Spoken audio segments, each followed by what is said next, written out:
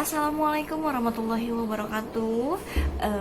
Saya Rara Saraswati, saya mahasiswa Universitas Satya Negara Indonesia. Saya semester 6 dari Fakultas Teknik, jurusan Sistem Informasi. Ya, di sini saya akan sedikit menjelaskan tentang audit sistem informasi. Yang pertama itu kita mendefinisikan tentang audit. Audit adalah suatu evaluasi terhadap suatu organisasi, sistem, proses, ataupun produk. Audit dilaksanakan oleh pihak yang kompeten, objektif, dan tidak memihak yang disebut sebagai auditor. Tujuan diadakannya audit adalah untuk melakukan verifikasi bahwa subjek dari audit telah diselesaikan atau berjalan sesuai dengan standar, regulasi, dan praktik yang telah disetujui dan diterima. Di dalam dunia bisnis, kita juga mengenal adanya istilah audit laporan keuangan yang biasanya dilakukan oleh angkutan publik untuk menilai seberapa wajar atau seberapa layakkah penyajian laporan keuangan ini dibuat oleh perusahaan dan mengacu pada prinsip akuntansi yang berlaku secara umum.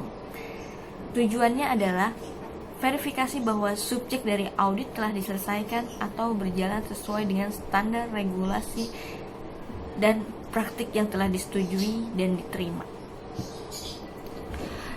Proses pengumpulan dan evaluasi bukti-bukti untuk menentukan sistem komputer yang telah digunakan telah dapat melindungi aset milik organisasi, mampu menjaga integritas data, membantu pencapaian tujuan organisasi secara efektif, menggunakan sumber daya yang memiliki secara efisien.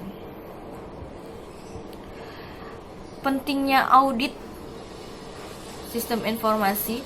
Audit sistem informasi merupakan hal yang penting bagi sebuah organisasi untuk dapat menghindari kerugian akibat kehilangan data, kerugian akibat kesalahan pemrosesan komputer, pengambilan keputusan yang salah akibat informasi yang salah, kerugian karena penyalahgunaan komputer, nilai hardware, software, dan personil sistem informasi. Yang terakhir, pemeliharaan kerahasiaan informasi.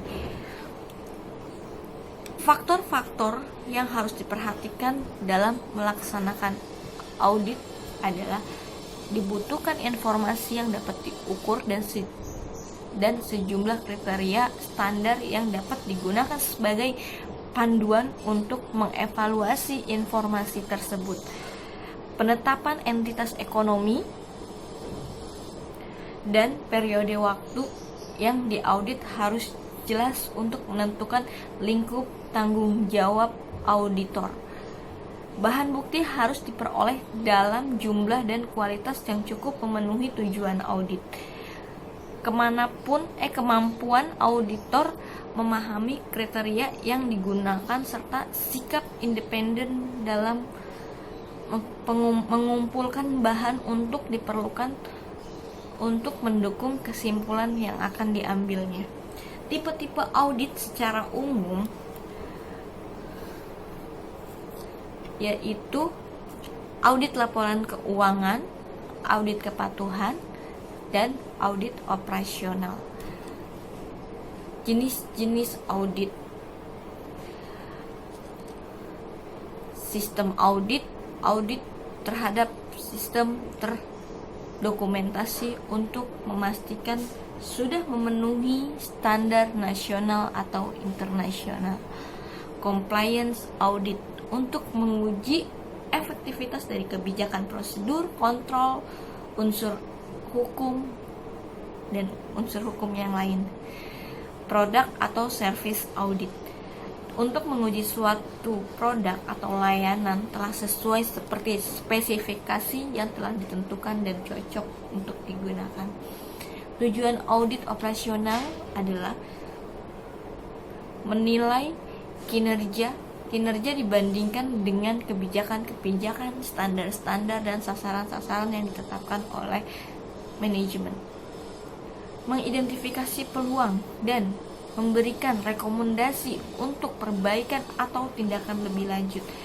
Pihak-pihak yang mungkin meminta dilakukannya audit operasional adalah manajemen dan pihak ketiga. Hasil audit operasional diserahkan kepada pihak yang meminta dilaksanakannya audit tersebut.